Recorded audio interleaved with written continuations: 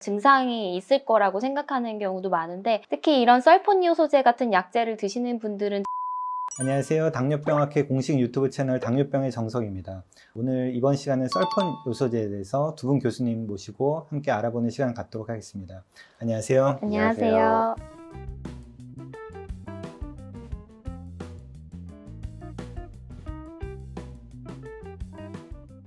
당뇨병 약은 종류가 참 많고 다른 혈압약이나 고지혈증 약, 신경약, 심장약까지 해서 포함해서 드시게 되면 하루에 먹는 약의 종류가 굉장히 많습니다. 그래서 내가 먹는 약의 종류가 무엇인지 정확히 이해를 하고 복용하는 것이 중요하겠는데요. 당뇨 치료제를 크게 나눈다면 어떤 종류로 나눌 수 있고 썰포요소제는 어떤 작용으로 작동을 하는 것인지 설명을 해줄 수 있으신가요? 경구당뇨약은 이제 작용 기전에 따라서 크게 이제 췌장에서 인슐린 분비를 촉진하는 약, 인슐린 저항성을 개선하는 약, 그리고 소장에서 포도당 흡수를 억제하는 약, 그리고 소변으로 당을 빼주는 약으로 나눌 수 있습니다. 그 중에서 이번 시간 말씀드리는 설폰요소제는 췌장에서 인슐린 분비를 촉진하는 약제에 해당합니다. 썰포니오소제에 해당하는 약제들은 글리메피라이드, 상품명으로는 글리멜, 아마릴 이런 약이 있고, 또 글리클라자이드라고 상품명으로는 디아미크롱이라는 약이 대표적입니다. 썰포니오소제는 그래도 모양이 좀 독특해서 구별하기가 좀 쉬운 편입니다. 저희가 이제 보여드리는 약제에서도 글리메피라이드라고 하는 약제는 아령 모양 혹은 팔자, 눈사람 모양 이런 식으로 좀 허리가 있기 때문에 상대적으로 구별하기가 되게 쉽고, 디아미크롱이라는 약도 영어로 DIA라고 쓰여 있는 게 특징입니다. 특히나 또 이 썰포니오소제는 크기가 되게 작기 때문에 저희가 흔히 사용하는 메폴민이랑도 구별을 쉽게 하실 수도 있습니다. 글리메피라이드 같은 경우에는 1ml부터 최대 8ml까지 사용을 할 수 있는데 용량을 증량하면서 4ml까지는 혈당 강화 효과가 어느 정도 충분히 나타나지만 그 이상 이제 증량하게 되면은 용량 증량에 비례해서 혈당 강화가 비례해서 나타나지 않는 좀 특징이 있는 것 같습니다. 그럼 약제 복용에 있어서 좀 더 주의할 점이 있는지 궁금한데요. 글리메피라이드라는 약제는 중간이 오목하게 생겨있기 때문에 잘라 먹기 쉽게 되어 있습니다. 그래서 저희들도 이제 약제를 환자들한테 복용시킬 때 이에 대해 설명을 해드리고 필요한 경우 잘라 드시거나 혹은 추가로 드시거나 하실 수가 있습니다. 그 다른 썰포니오소제였던 디아미크론 같은 경우에는 서방형 제제라서 중간에 오목한 선이 없는데, 이 약제는 메폴민처럼 서방형 제제로 코팅 처리가 되어 있는 약이라서 본인이 이게 잘라 드시면 약효가 생각했던 거와 다르게 나타나고 저혈당이 더 늘어나는 듯 이런 문제가 생길 수 있어서 주의를 하셔야 합니다. 기존에 복용을 잘 하시던 분들도 당뇨병이 있으실 경우에 여러 가지 동반 질환이 중간에 생길 수가 있게 되고요. 갑자기 중증 간 기능 장애라든지 신장애가 발생하는 경우에서는 동일 용량을 복용하시더라도 여러 가지 다른 부작용이 생길 수 있어서 용량 조절이 필요할 수 있기 때문에 주의가 필요합니다. 한편 설폰요소제는 임산부라든지 수유하시는 분들에 있어서는 사용을 권고하지 않습니다. 이 썰포니오소제하고 관련된 가장 또 큰 우려사항이 저혈당에 대한 이슈가 있는데요. 이에 대해서 잠깐 설명해 줄 수 있으신가요? 썰포니오소제는 아까처럼 용량을 좀 조절해서 드시다가 용량이 많아지면 혈당 조절은 도달이 되는데 또 낮은 혈당에서 너무 저혈당이 발생하는 듯 이런 문제들이 발생을 할 수가 있습니다. 그래서 저희 썰포니오소제를 드시는 분들, 특히나 용량이 센 경우에는 혈당을 좀 자주 체크하면서 본인 혈당의 상태에 따라서 약제 조절을 할 필요가 있는 약제이기도 합니다. 그렇게 하다 보면 사실 나의 목표에 도달하기 위해서 용량을 늘리게 되는 경우도 상당히 많게 되는데, 이제 늘리다 보면 또 저혈당의 발생 위험도 아무래도 같이 증가하는 것이 사실이겠죠. 저혈당이라는 게 사람들이 어떤 거냐 이렇게 물어보시는 경우들이 많으시거든요.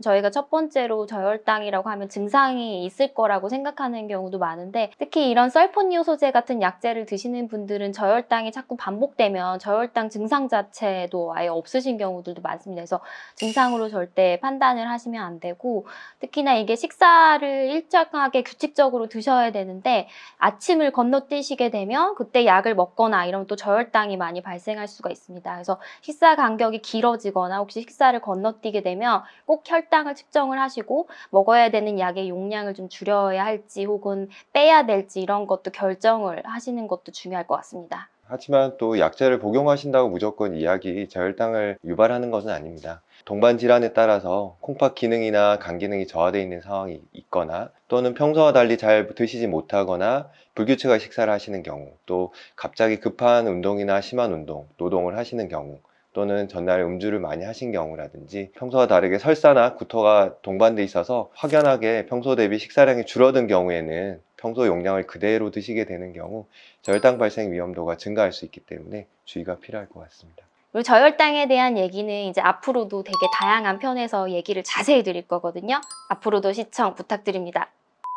체중 증가와 연관된 좀 이슈가 있는 것 같은데요. 이에 대해서 좀 설명해 줄 수 있으신가요? 기전상 인슐린 분비를 촉진하는 약제다 보니까 혈중 내 인슐린 농도가 올라가게 됩니다. 그래서 인슐린은 기본적으로 체내 포도당을 포함해서 에너지를 저장하는 역할을 하는 호르몬이기 때문이죠. 그렇기 때문에 체중이 빠지는 경향성을 보인다는 SLT2 억제제나 체중에 큰 영향이 없는 DPP4 억제제에 비해서 설폰요소제는 아무래도 상대적으로 체중을 다소 증가시키는 작용을 하게 됩니다. 많이 언급되는 내용이 장기간 사용하게 되는 경우에 췌장 기능이 좀 떨어진다. 심하게는 췌장이 좀 빨리 망가진다는 이야기를 하시는 분들도 계시는데요.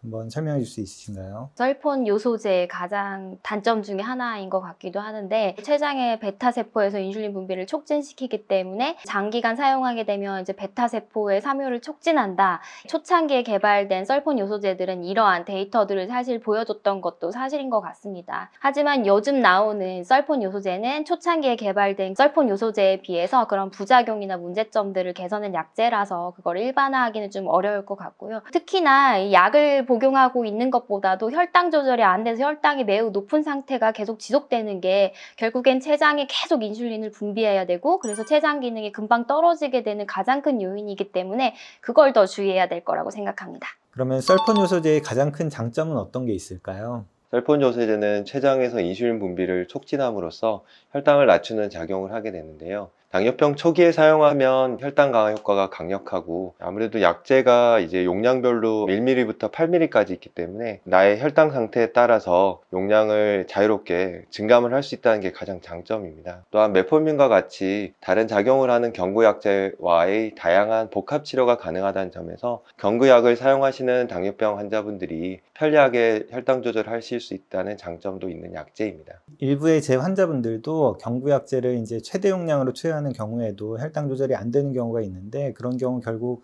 주사 치료로 넘어가야 되는 상황임에도 불구하고 관성적으로 계속 사용을 한다든지 주사 치료에 대한 막연한 굉장히 두려움 때문에 이런 치료로 전환을 하지 못하고 사용하던 약제를 계속 사용하는 경우가 있는데요.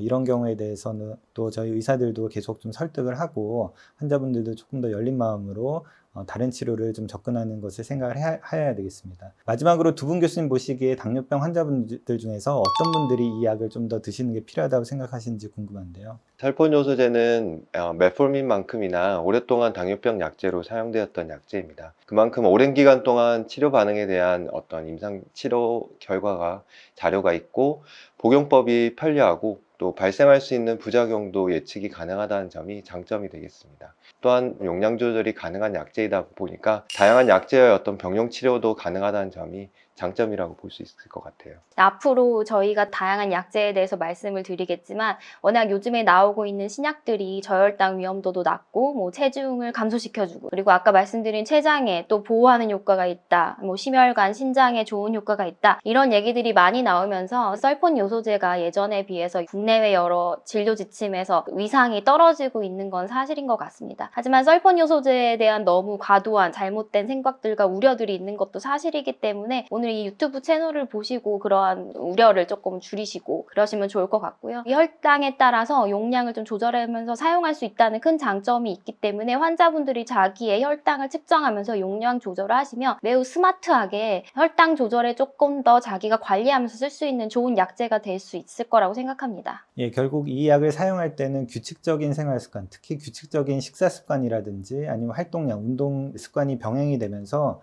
주기적으로 자가혈당을 측정해서 안전하게 사용을 한다면 큰 문제 없이 이 약을 잘 사용할 수 있을 것이라고 생각을 합니다. 오늘 정보가 많이 도움이 되셨다면 구독과 좋아요, 알람 설정까지 많이 부탁드리겠습니다. 감사합니다. 감사합니다.